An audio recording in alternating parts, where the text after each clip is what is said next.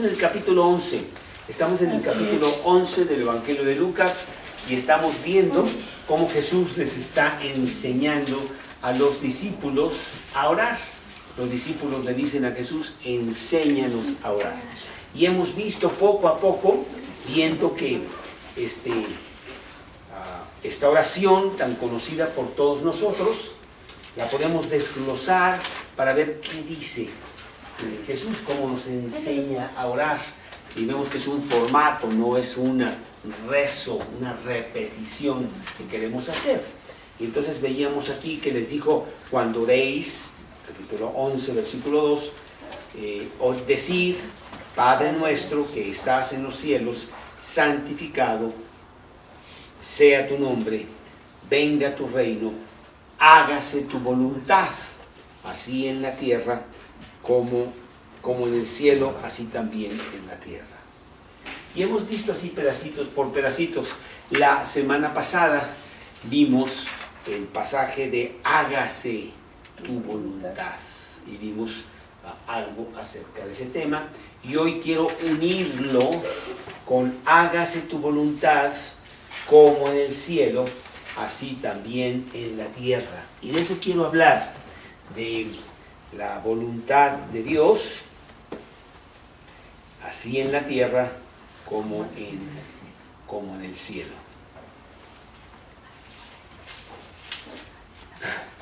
Y bueno, yo creo que todos nosotros nos cuestionaríamos mucho en este momento acerca de cómo que hágase la voluntad de Dios en la tierra, si la tierra está tan lejos de Dios. No solamente en estos días, parecería que sería en estos días, pero siempre ha estado.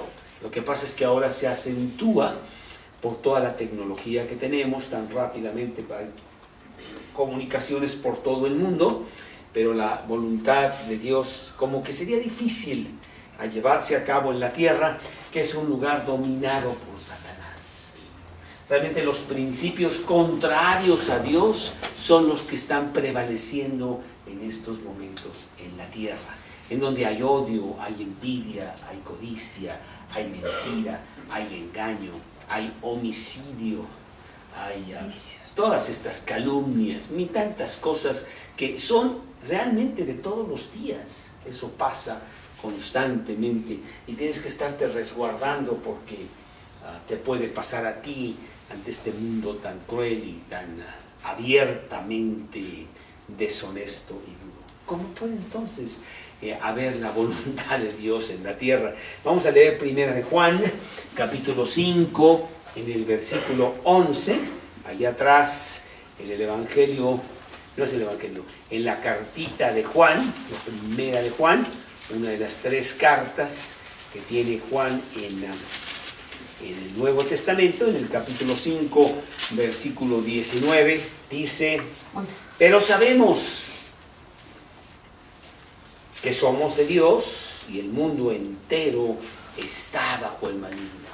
Es verdad, los principios contrarios a Dios prevalecen.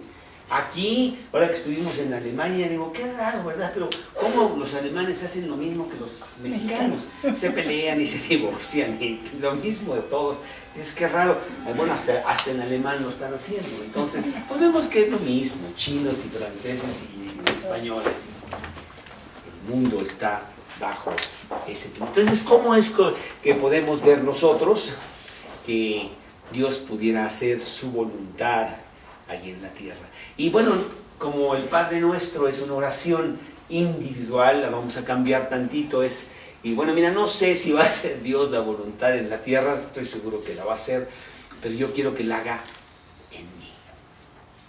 Quiero personificarla y me atañe a mí en lo individual, que mi voluntad sea sensible a la voluntad del Padre y que yo la cumpla.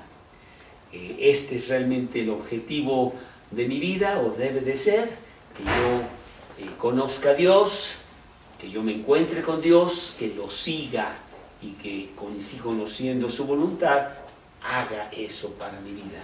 Ahí es donde está la felicidad, ahí es donde está el contentamiento, ahí es donde tú puedes realmente sacar adelante esta vida con fuerza. porque de otra manera no hay. Y yo a veces pienso que la vida es como un ciclón, como un huracán, ¿verdad? En donde todo se está cayendo y la tormenta no amaina nunca, y entonces el cristiano lo que hace es, se pone en el ojo del huracán, en el mero centro del huracán, en donde hay una calma y una paz total, y ves cómo todo se está moviendo, pero en donde tú estás, no. Y mientras tú estés en el centro del huracán, no pasa nada. No te salgas, porque si te sales tantito, pues te agarra y entonces vas a estar igual. Entonces queremos nosotros estar en la voluntad de Dios. Los grandes santos de Dios no solo han logrado estar en la voluntad de Dios, sino que se gozan de estar en la voluntad de Dios. Vamos a leer Hechos 20:24, aquí en la Biblia, una frase que utiliza, muy bonita por cierto, que utiliza el apóstol Pablo, Hechos 20:24, y que dice así, en Hechos 20:24, ya lo tienes, Karinita, en Hechos 20:24. Pero de ninguna cosa hago caso, ni estimo preciosa mi vida para mí mismo, con tal que acabe mi carrera con gozo y el ministerio que recibí del Señor Jesús para dar testimonio del Evangelio de la gracia de Dios. El apóstol Pablo estaba en la voluntad de Dios y él se gozaba de estar en ese lugar. Otro versículo que podemos ver es Juan 15:11, capítulo 15 del Evangelio de Juan, en el versículo 11, 15:11. Estas cosas os he hablado para que mi gozo esté en vosotros y vuestro gozo sea cumplido. Qué maravilloso, qué tremendo es el poder estar en la voluntad de Dios, en donde sí hay contentamiento. Yo podría decir que todas las personas que están allá afuera, de alguna manera te están diciendo, yo quiero ser feliz, es lo único que busco, pero desgraciadamente lo están buscando en lugares equivocados y por lo tanto pues nunca lo van a encontrar. Y el gozo está en conocer a Dios y hacer su voluntad, estar en el centro, y entonces viene contentamiento, viene paz, viene firmeza, viene convicción, viene seguridad, viene esperanza. Porque tenemos un gran futuro para todos aquellos que estamos en Cristo. Bueno, pues el Salmo 48, vamos a ver qué dice el Salmo 48, Salmo 40, versículo 8. Salmo 48 dice... No, estoy en Job. ¿Qué me pasa? Sí, perdón. Tengo que ir al 40 y luego al 8. 48. El hacer tu voluntad, Dios mío, me ha agradado, y tu ley está en medio de mi corazón. Imagínate, Tere, que tú pudieras estar diciendo esto todos los días. ¡Ay, qué rico! Qué rico estar en la voluntad de Dios. Si estoy enferma, si tengo, si no tengo, si está lloviendo, si lo que pase, no me importa. Pero yo estoy con mi Dios. Entonces, eso me agrada, eso me llena, eso me hace tener total, absoluta seguridad. ¿Sí? Y la Escritura, pues sí, nos da muchas ilustraciones, muy gráficas, muy bonitas, para hacernos ver que Dios quiere hacer su voluntad en cada uno de nosotros. Y la más vívida de las que yo encuentro aquí en la Biblia es la del alfarero. El alfarero que trabaja en hacer una pieza en la rueda. Se nos presenta el muy duro cuadro de un duro terrón de arcilla, que mediante la pericia, la experiencia, las manos expertas y el amor del artífice se transforma en una muy bella pieza y útil para nosotros. Jeremías capítulo 18, versículo 2. Jeremías capítulo 18, 2. Dice la palabra aquí en Jeremías 18, 2. Levántate y vete a casa del alfarero, y ahí te haré oír mis palabras.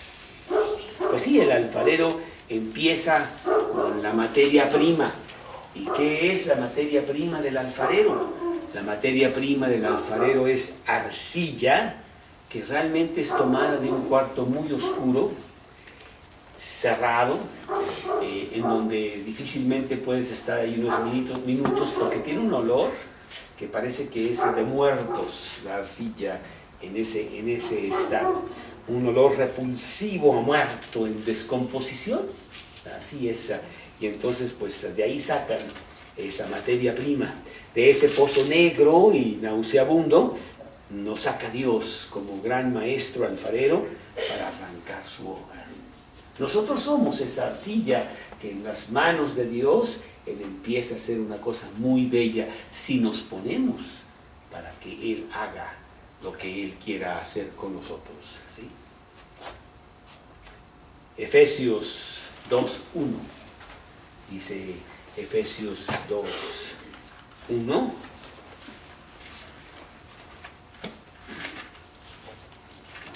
Él os dio vida a vosotros cuando estabais muertos en vuestros delitos y pecados.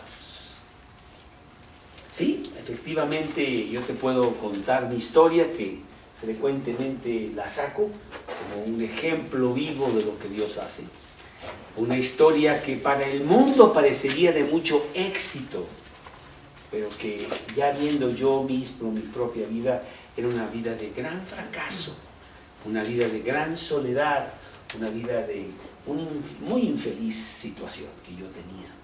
Y cuando yo vine a Cristo, Él empezó a cambiar mi vida. Lo hizo poco a poco, como lo hace el alfarero. Agarró algo que realmente era repugnante, algo que no servía para nada, como era mi vida. Puros pedacitos de los cuales todos juntos o uno por uno no haces nada. Pero en las manos del alfarero, ¡oh, qué diferente! Ya han pasado 35 años en donde Él ha estado haciendo muchas cosas en mi vida. No ha acabado, pero Él está trabajando en hacer una obra bella, en hacer que cada uno de nosotros podamos ser útiles instrumentos para honra al Señor, ¿sí? Y eso es lo que quiere hacer con cada uno de nosotros. Isaías 51, 1. Dice Isaías 51:1 en medio de la Biblia, este libro de Isaías. Oídme, los que seguís la justicia, los que buscáis a Jehová. Mirad a la piedra de donde fuisteis cortados, al hueco de la cantera de donde fuisteis arrancados. Con frecuencia yo me acuerdo de aquella vida que yo tenía antes de Cristo, una vida muy triste, muy terrible que yo tenía. Y yo digo, ¿de dónde me sacó Dios? Es una gran, gran diferencia lo que es ahora a lo que era en aquellos días. Y lo único que yo hice es venir a Cristo y empezar a caminar según las instrucciones que Él me daba en este libro. Y han sido 35 años, no que lo haya seguido bien todos los días, pero razonablemente voy caminando hacia donde Él quiere que haga. Y cuando no camino, pues Él me agarra y me arrastra también. Me dice, vámonos, órale. Y me lleva. Y han pasado todos estos años en donde sí puedo decir que han sido 35 años maravillosos estando en el centro de su voluntad. Al punto de que, bueno, pues muchos de estos 35 años ahora me dedico a predicar. Y me identifican con eso, Tony. Esta tarde fui al club alemán. Y entonces estaba yo desesperadamente buscando la Biblia de mi esposa. Porque tú no sabes cómo se pone cuando tú agarras sus cosas. Entonces yo andaba ahí, por favor, necesito encontrar, no puedo regresar a casa.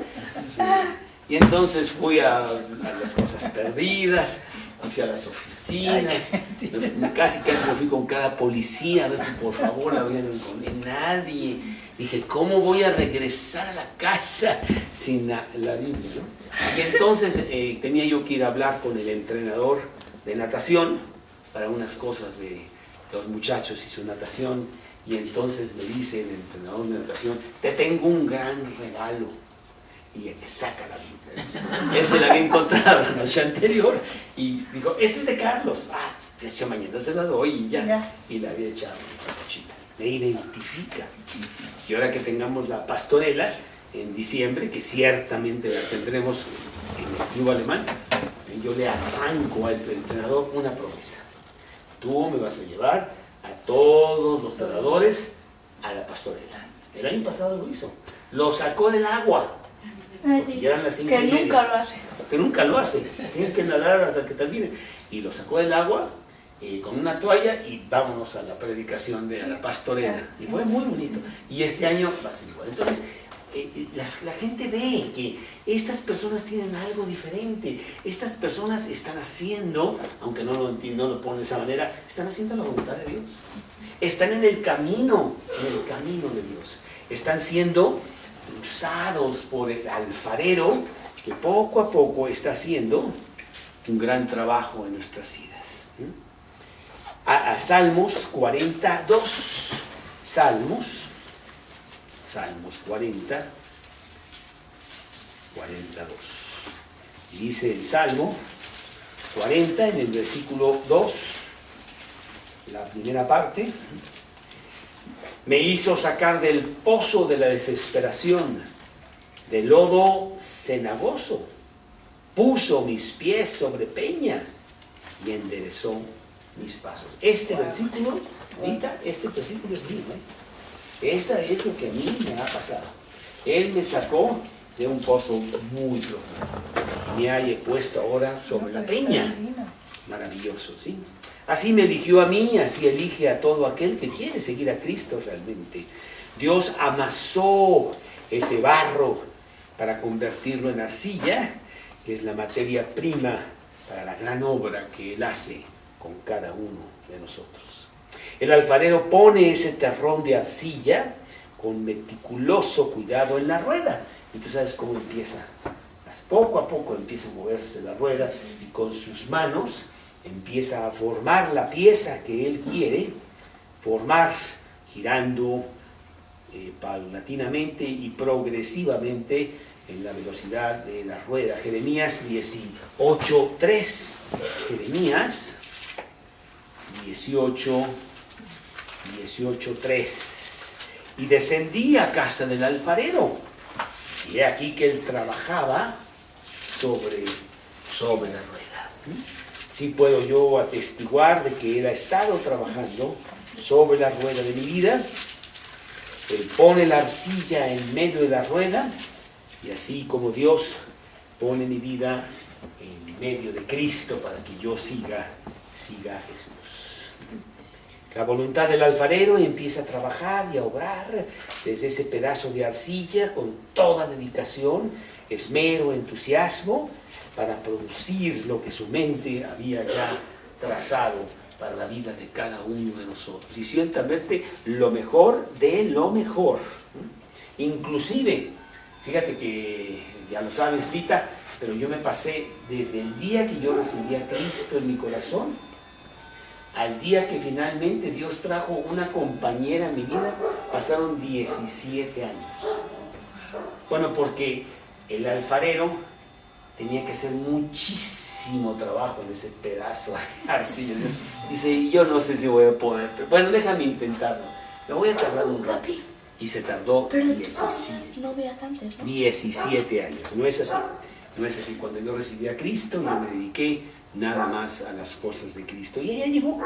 Después ella trajo esa situación para mi vida, para que esa pieza estuviera completa, para que realmente, con gran ternura y compasión, girando esa rueda despacio y luego más y más aprisa. ¿Y cuál es el otro ingrediente de la arcilla para que este alfarero haga la pieza que él quiere? El agua. El agua. El agua es importantísima, si no, pues esa arcilla sería continuaría dura. Pero él pone agua, le echa más agua y le pone el agua necesaria. A veces realmente está empapado. Tú no sé si lo has visto cuando ves en película, ¿verdad? Los alfareros, ahí que tienen mucha agua. Y el agua es un símbolo de la palabra de Dios. A medida que nosotros estamos saturados, embriagados, sumergidos en la palabra de Dios, pues Él está haciendo un gran trabajo en nuestra vida, realmente, ¿sí? Así es. Utilizando bastante agua en sus manos para imprimir la presión necesaria en esa arcilla, Él poco a poco está moldeando su gloriosa voluntad en mi vida. El agua es el medio por el cual el artesano imprime su voluntad y le va dando forma a este instrumento. El agua es la palabra que me moldea a su voluntad. Salmos, capítulo 1, versículo 3. Salmos 1, 3. Dice el Salmo, capítulo 1, versículo 3. Bueno, tengo que empezar desde el principio, desde el 1, nomás para saber de qué se está hablando. Bienaventurado el varón que no anduvo en consejo de malos. Y ya me voy al 3 y dice, será como árbol plantado junto a corrientes de agua, que da su fruto a su tiempo y su hoja no cae, y todo lo que hace prosperará. Cuando tú estás en la palabra de Dios, inevitablemente prospera tu vida. No me importa cuál sea el problema que estés pasando ahora o en el futuro o lo que sea, teniendo una Biblia abierta, poniéndole atención a la Biblia, embriagándote en ella y siguiendo la voluntad que en ella tenemos, pues inevitablemente va a prosperar y esa pieza se va formando de una manera preciosa. Y mira, las manos de ese alfarero detectan toda impureza, retiran todo aquello que puede estropear la obra que está haciendo. ¿Cuántas cosas ha quitado de mi vida a través de estos 35 años en Cristo? En donde digo, mira, no, esta piedrecita, mira, va a quedar muy feo eso, esta piedrecita, no, pero es mía, déjame, no, fuera porque no la necesitamos para hoy. Mucho después me doy cuenta de que efectivamente me hacía mucho daño. Y esta otra cosa, y aquella otra situación, limpiando muchas cosas en mi vida, yendo hasta lo más profundo de mi ser a veces, para entender los problemas que yo estaba teniendo desde hacía muchísimos años, y que no sabía que estaban ahí. Me los hace entender y luego me los quita para que la obra sea una obra realmente, una obra preciosa. Y así es lo que Él está haciendo. Si las piedritas o las asperezas persisten, entonces se arruinaría el trabajo y sería de mucho menor calidad. Capítulo 18 de Jeremías, versículo 4. Jeremías 18, 4. Jeremías 18, 4. Y la vasija de barro que él hacía se echó a perder en su mano y volvió y la hizo otra vasija según le pareció mejor hacerla. Eso es lo que hace Dios con nosotros. La resistencia y la dureza del corazón impide muchas veces que la voluntad del alfarero se cumpla, y nuestra terquedad lo lleva pues a hacer un trabajo diferente y llevarnos realmente a la voluntad de Él, no a mi voluntad. Yo quiero amoldar la voluntad de Dios y que Él haga lo que yo quiero, y no debe ser así, sino al revés. Yo soy el que tengo que hacer la voluntad, realmente la voluntad de Él. Bueno, pues yo quiero preguntarte a ti si quieres hacer la voluntad de Dios. La respuesta es obviamente que sí. Sería suicidio de otra manera. Y hablaba yo la semana pasada que tenemos la voluntad de Dios general que es para todos. Esa es la voluntad de Dios, para todos. Y luego viene la voluntad particular de tu propia vida, una cosa muy específica para ti. La voluntad de Dios para todos es 3 puntos muy sencillos. La voluntad de Dios es de que todos sean salvos. Dice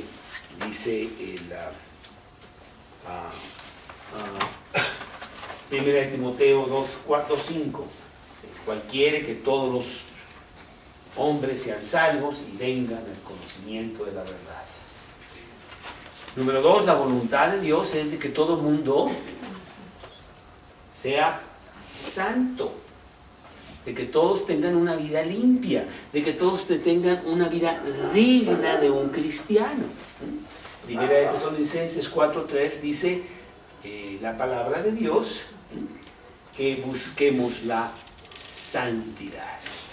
A ver, déjame, no lo dice exactamente así, pero lo que dice Primera de Tesalonicenses 4:3 dice, pues la voluntad de Dios es vuestra santificación. Que seamos santos. No vamos a ser perfectos, no lo haremos en esta vida, pero sí podemos ir avanzando poco a poco a tener una mejor vida, una vida digna de Cristo y del título que Él nos confiere como cristianos. Y 3, la voluntad de Dios es de que nosotros estemos llenos de Dios, llenos del Espíritu Santo, que derrame en nuestra vida la situación de Dios. Efesios 5:18. Efesios 5:18 dice, ¿qué dice Efesios 5:18, Caleb? Por allá estás leyendo lo que dice Efesios 5:18. Dice, no os embriaguéis con vino, en el cual hay disolución. Antes bien, sed llenos del Espíritu, llenos de Dios. Es lo que Dios quiere, que nosotros estemos llenos de Dios. Si de algo te vas a embriagar, pues embriágate bien. Embriágate de Dios, es lo que está diciendo ahí. Esa es la voluntad general, pero vámonos a la voluntad muy específica, de la cual sí quiero hablar antes de que se me vaya el tiempo. Y para esto yo quiero irme a Romanos capítulo 12, versículo 2. Romanos capítulo 12, versículo 12, donde vamos a ver lo que quiere decir este pasaje. Realmente es desde el 1, Romanos 12, 1 y 2, en donde vamos a ver ya específicamente cómo puedo yo estar siguiendo la voluntad de Dios. Así que, hermanos, os ruego por las misericordias de Dios que presentéis vuestros cuerpos en sacrificio vivo, santo, agradable a Dios, que es vuestro culto racional. No os conforméis a este siglo, sino transformaos por medio de la renovación de vuestro entendimiento, para que comprobéis cuál sea la buena voluntad de Dios, agradable y perfecta. Y aquí nos da realmente algunas cosas muy importantes de que yo puedo seguir para comprobar que la voluntad de Dios es lo mejor para mí. Lo primero que vemos aquí en el capítulo 12, en el versículo 1, dice que presentemos nuestros cuerpos en sacrificio vivo a Dios. Y básicamente, ¿de qué está hablando eso? Está hablando de una entrega incondicional a Dios. De que yo me ponga en las manos de Dios para que Él haga lo que Él quiera conmigo. Eso es. Como el corderito que va al sacrificio y que lo van llevando, y el corderito pues ahí va, se deja, y Él es sacrificado. Pues así también nosotros debemos ser sacrificados en entrega voluntaria a Él, para que Él haga con nosotros lo que Él quiera. Es una entrega completa, incondicional, sin reserva, un abandono irrevocable de nuestras vidas a Dios, porque Él sí sabe hacer las cosas bien. Y es como el velero, ¿verdad? Que pues no va a ningún lado, no tiene motor, man, pero tiene una vela, y si tú le sabes bien, tú pones la vela conforme a el viento, ¿verdad, Keiler? Tú ves que el viento se puede llevar, pero a veces rapidísimo. Si la pones bien, hasta tienes que pararle un poquito porque se va a toda velocidad. ¿verdad? Es la fuerza de Dios. Y tú lo que haces es pones tu vida con el aire bien para que ¡fum! Él te lleve. Y Él lleva perfectamente ese velero a donde Él quiere para tu vida, en sacrificio vivo. Dios, yo voy a hacer tu voluntad. Tú dime qué haga, tú dime por dónde me voy, tú dime qué es lo que yo debo de hacer, porque tú sí sabes, yo no sé. Pues haz esto. Ay, pues no lo entiendo, pero si tú dices, pues yo lo hago. Y luego me doy cuenta de que, era lo mejor que me pudo haber pasado. Entonces, como número uno, para conocer la voluntad de Dios y seguirla, es tener una entrega completa a Él. Eso es lo que realmente Él quiere. Hay un versículo allá en Lucas 9:57 que dice, Señor, te seguiré a donde quiera que tú vayas. Pues eso es lo que Él quiere. Pues tú sígueme y vas a ver lo precioso, lo que yo voy a hacer contigo. Y eso es lo que todos los cristianos debemos de hacer. No todos lo hacen. Y el que no lo hace, pierde. Porque se queda atrás, ¿verdad? Jesús va caminando y te dice, sígueme. No, déjame ver, no sé qué. Y Él se sigue. Y de repente, oye, ¿qué pasó? ¿Dónde está? Ya lo perdí. Es que, pues es que hay que obedecer en ese momento. ¿Sí? La entrega completa de cada uno de nosotros a el Señor. Pablo lo hacía. Pablo estaba entregado a Dios. Con Cristo estoy juntamente crucificado, dice él. Ya no vivo yo, sino vivo en Cristo, en la fe de aquel que murió y dio su vida por mí. Entonces ya no era Pablo, era Cristo en Pablo. Una entrega completa, Gálatas capítulo 2, versículo 20, ¿verdad? Y en este versículo entonces de Romanos 12:1 nos da la primera clave. Necesito tener una entrega. Dios, aquí estoy. Haz conmigo lo que quieras. Y bien que lo hace Él, ¿verdad?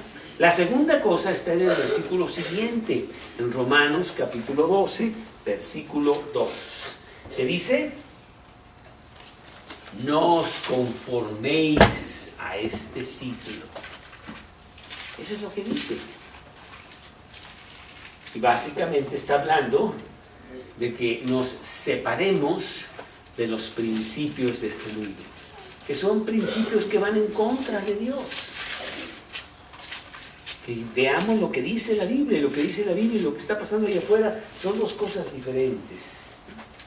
Uno de los grandes peligros que tenemos es el mundanismo, es querer estar bien con Dios y querer estar bien con el mundo. Y eso no se puede, porque aquel que está bien con el mundo se hace enemigo de Dios, porque son dos cosas totalmente opuestas. Eso lo dice Santiago 4:4. Oh almas adúlteras, ¿no sabéis que la amistad con el mundo es enemistad contra Dios? Cualquiera pues que se hace amigo del mundo, se hace enemigo de Dios. Es lo que dice ese versículo, ¿sí?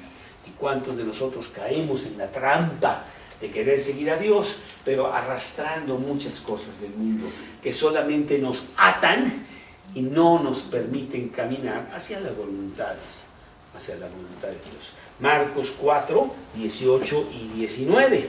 Marcos 4, 18 y 19. Marcos 4 dice así en el versículo 18: estos son los que fueron sembrados entre espinos, los que oyen la palabra, pero los afanes de este siglo, el engaño de las riquezas y las codicias de otras cosas entran y ahogan la palabra y la hacen infructuosa. Es lo que está pasando. La simpatía con el mundo, el amor a sus principios, a sus criterios, te va a impedir tener una relación con Dios abierta, sincera, y poder seguir su voluntad. A veces ni siquiera la vas a poder escuchar porque estás muy entretenido en las codicias de otras cosas, en el engaño de las riquezas, ¿verdad? En todos los juguetes que ofrece el mundo y que realmente no da nada. Estaba yo escuchando en estas pláticas de la familia uno de los oradores, uno de los predicadores, estaba hablando de los grandes hombres que el mundo admira. Y citó 2 o 3, entre ellos citó a este tipo de las computadoras, a Steve Jobs, ¿verdad? Y a otros más, y en donde tú las rascas y sus vidas personales eran un desastre. Ellos eran grandes hombres para el mundo, pero no se fijaron que para Dios eran muy mal. Tenían un verdadero desastre. El mismo Alberto Einstein. De veras que sus hijos no lo podían ver ni en pintura. O si lo tenían en pintura, es para tirarle dato. Porque las cosas estaban terribles. Bueno, esos son los modelos del mundo. Nosotros tenemos otros modelos, ¿verdad? Y nos separamos de esos modelos porque decimos, es que ese no es el camino, por allá no es. Lo que el mundo admira no es el modelo que tiene Dios. Realmente los modelos que tiene Dios son muy diferentes. Realmente hombres cristianos. No améis al mundo ni las cosas que están en el mundo. Si alguno ama al mundo, el amor del Padre no está en él. Primera de Juan 2:15 es el versículo que acabo de citar. Y muchas veces aquel cristiano que sí se llega a enredar en el mundo, pues finalmente no es cristiano, nunca lo fue, sino nada más era pura fachada que tenía en el exterior, porque un cristiano sí ve la realidad del mundo y dice, no me voy a dejar y seguir con ese engaño, ¿verdad? Ahí no hay nada que realmente se pueda ofrecer. Para conocer entonces, para seguir la voluntad de Dios, necesito una entrega completa, sacrificio vivo, necesito una separación del mundo. No os conforméis a este siglo. Número 3, una tercera cosa, sino transformaos por medio de la renovación de vuestro entendimiento. Lo dice ahí Romanos 12:2. Es el versículo que estamos viendo. Dentro de la voluntad de Dios, no os conforméis a este siglo, sino transformaos, renovaos en vuestra mente, dice el versículo de Romanos 12:2. Transformaos por medio de la renovación de vuestro entendimiento. ¿Qué querrá decir eso? Bueno, que hay que cambiar los programas de computación. No sé si te acuerdas tú, porque a lo mejor era de nuestro tiempo, allá en los años 20 y 30, cuando las computadoras tenían, eran unas tarjetas, ¿verdad? Y tenías, metías todo, 50 tarjetas, y luego se te caían, ¡ay! Hay que ponerlas otra vez en orden. Las tarjetas dichosas para programar la computadora. IBM se llama. Sí, las tarjetas IBM, esas, ¿verdad? Y aquí tengo yo muchas tarjetas, y lo que quiere Dios es que las tire a la basura porque están llenas de conceptos equivocados. Transforma. Ahora es muy fácil, nomás le picas ahí 2 o 3 y le das, ¿cómo se dice? Se formatea. Tú sabes mucho de eso, ¿verdad, Francisco Javier? Se formatea la computadora, la limpias, saca toda la basura, fuera, vamos a empezar desde cero, porque ahí no hay nada. Y me la vamos a ir metiendo poco a poco cosas que sí valen la pena, las cosas de Dios, y esta y la otra. Y tengo mucha memoria para meter toda la mente de Dios si es necesario. No hay problema, ¿sí? Me transformo por medio de la renovación de vuestro entendimiento, con la Biblia, con la palabra de Dios, aprendiendo sus principios. ¿Qué dice Dios acerca de esto? ¿Qué dice Dios acerca de esto otro? ¿Verdad? Y veo que, pues yo estaba muy mal porque yo pensaba muy diferente a lo que me está diciendo aquí la Biblia. Para conocer y seguir la voluntad de Dios, necesito cambiar todos los chips que están por ahí. Cuando tú aceptas a Cristo en tu corazón, Dios te da esa posibilidad de empezar a cambiar el software de la computadora, ¿sí? Y pensar poco a poco como Dios. A medida que penetras en la Biblia, sabes más y sabes más y sabes más y vas profundizando y llega el punto en que empiezas a actuar, empiezas a respirar Biblia. La Había un gran predicador del siglo XIX, Carlos Spurgeon, y decían, cuando se muera lo vamos a abrir. Ese señor no tiene sangre, ese tiene Biblia ahí en las venas, porque tenía tan lleno que estaba, tanta sabiduría de la vida práctica de todos los días. Sacaba grandes enseñanzas bíblicas de las cosas de la vida diaria. Había renovado su entendimiento con la palabra de Dios, ¿verdad? 3 cosas que dice Dios. Sacrificio vivo, entrega. Separación del mundo, ¿verdad? Y renovar nuestra mente para conformarnos a Dios. Y quizá toma una más que es muy importante. Para conocer la voluntad de Dios se necesita tiempo. ¿Tiempo para qué? Tiempo para que las cosas que tú piensas que son importantes, pero que realmente no lo son, se pasen al segundo lugar. Y las cosas que el mundo desecha porque no sirven, pero que sí son muy importantes y tú las empiezas a ver así, tomen el primer lugar. Eso toma tiempo. Toma tiempo de ir caminando con Dios, de estudiando tu Biblia, de pasar a entender más, de estudiar más y profundizar más en sus cosas. Y poco a poco Él va haciendo este maravilloso cambio, esta preciosa obra que el alfarero hace poco a poco. Terminar con una obra maestra en tu vida, ¿sí? Eso es lo que Dios quiere hacer en ti. Eso es cuando, en lo que dice el Padre Nuestro, hágase tu voluntad, aquí, allá en la tierra, yo conmigo, sí. Y tomándolo específicamente, tengo que tomar tiempo, que es paciencia, tengo que tomar entrega a mi Dios, tengo que tomar separación para Él. Y tengo que renovar mi mente para pensar y actuar como Él actuaría. Entre los jóvenes, hay una serie de jóvenes cristianos, hay una serie de libritos ahora, muy buenos, y es una especie de club que se llama ¿Qué haría Jesús? Entonces la idea es, bueno, estoy en esta, ¿qué haría Jesús si tomara Él la decisión que tengo que tomar ahorita? Sería bueno saber porque me gustaría hacer eso. Bueno, pues eso lo vamos haciendo a medida que vamos penetrando en la palabra. Y dice aquí el versículo de Romanos 12:2, la última parte dice, ¿para qué? Para que comprobéis cuál sea la buena voluntad de Dios, agradable y perfecta. ¿Sí? Pablo nos exhorta aquí, comprobemos qué buena es la voluntad de Dios. He seguido a Cristo durante 35 años, hace 35 años que recibí a Cristo y han sido los mejores años de mi vida. Inclusive yo creo que ahora es mejor que el año pasado, y mejor que hace 5 y mejor que hace 10, porque he estado avanzando un poquito, no creas. Yo avanzo centímetros nada más cada década, pero sí he avanzado. Y entonces, dices, qué maravilloso poder tener un buen guía, un capitán que me lleva por el camino correcto. Y no lo cambiaría por nada.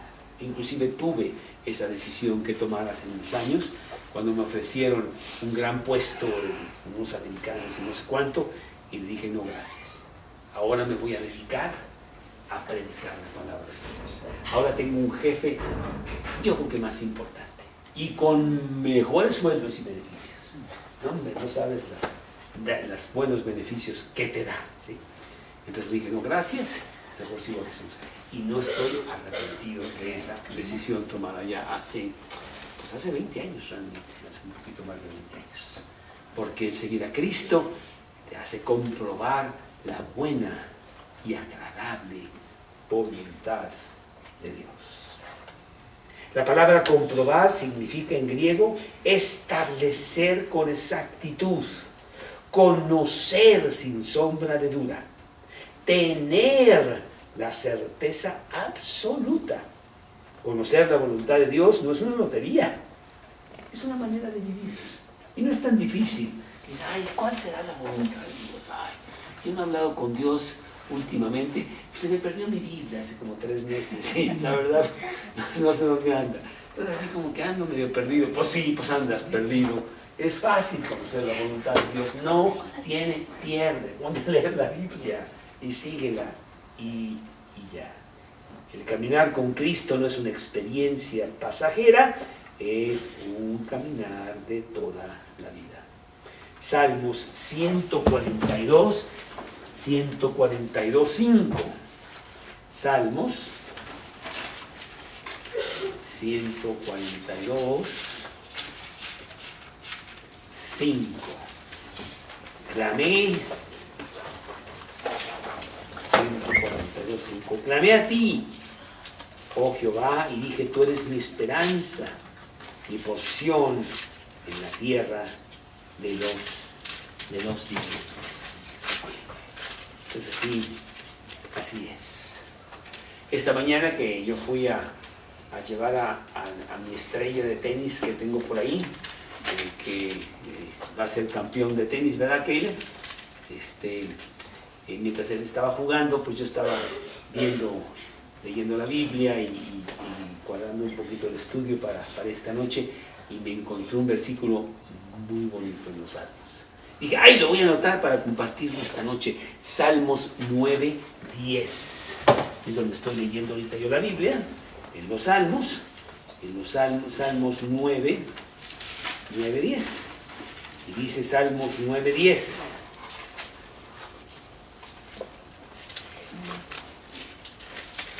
En ti confiarán los que conocen tu nombre, por cuanto tú, oh Jehová, no desamparaste a los que te buscaron. Si tú vas, buscas la voluntad de Dios, no hay pierde, no te va mal, te va muy bien. Entonces, cuando estamos en el Padre Nuestro, cuando estamos en las cosas de orar con Dios, que es platicar con Él, le decimos, hágase tu voluntad, así en el cielo como en la tierra. Y ya vemos qué quiere decir su voluntad, porque así como que es muy vago, ¿no? Su voluntad. Sí, pero ¿qué quiere decir eso? No, pues ya lo vimos, ¿sí? Es una entrega completa, es separarte de las cosas del mundo, es renovar tu entendimiento, es esperar en Él, no tomar decisiones ahí al trancazo. Imagínate cuando llegó una muchachita muy guapita aquí por aquí hace muchos años, ¿verdad? Y que yo me hubiera aventado ahí el trancazo, ni cristiana era, ¿verdad? En cambio llegó una abuelita con unos ojos así, y esto y lo otro, y dije, esa sí fue la voluntad de Dios. Eso es lo que tenemos que hacer. Inclusive hay un versículo, Salmos 46:10. Estar quietos y conocer que yo soy Dios. Toño, quieto, no te me muevas. Espera. Ah, ok, Dios, ok. Y tú vas a conocer quién soy yo. Yo te digo por dónde y te digo cuándo también. Oh, pues qué fácil. ¿Sí? La voluntad de Dios. Qué bonito. Pues yo quiero que eso sea para tu vida, que tú lo puedas realmente tener en tu corazón. Pero quiero hablar también de aquellas personas que a lo mejor pues no tienen una relación personal con Cristo. ¿Cómo quiero yo seguir su voluntad si ni siquiera lo conozco? ¿Quién es Cristo? ¿Es una religión? ¿Es un profeta por allá? ¿Es una leyenda? ¿Quién es Cristo? Ah, no, Cristo es Dios y quiere tener una relación personal contigo. Hablar directamente contigo. Y bueno, algunos de nosotros lo hemos invitado a nuestro corazón para que haya esa relación, que Él sea el Señor y dueño de nuestra vida. Y quiero preguntarte si Él lo es de tu vida. Vamos pues a hacer una oración, vamos a inclinar nuestros rostros y te voy a hacer esa pregunta ahí con los ojos cerrados tú, para que la contestes directamente con Él. ¿Es Cristo la persona importante de mi vida? ¿El Señor y dueño de mi corazón? ¿O es nada más alguien a quien yo le pido ayuda cuando tengo problemas? Bueno, Él quiere ser el dueño de tu vida. Él quiere entrar a tu corazón y sentarse en el trono de tu vida. Y desde ahí guiarte para que tú conozcas y sigas su voluntad. Por tanto, si la respuesta es, pues no sé dónde está Cristo, bueno, pues invítalo esta noche a tu corazón. Dile que entre, dile que sea el Señor y dueño de tu vida y que agarre el timón, que Él sí lo sabe hacer. Responde, repite bien conmigo esta pequeña oración. Dios, en esta noche te pido que entres a mi corazón. Que perdones mis pecados, mis tantas faltas que yo tengo.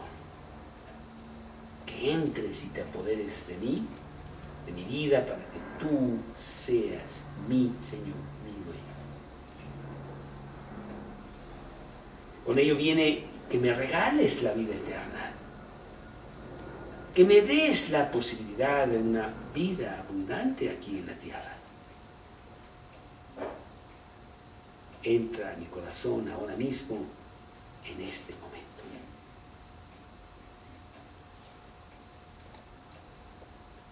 Te lo pido en el nombre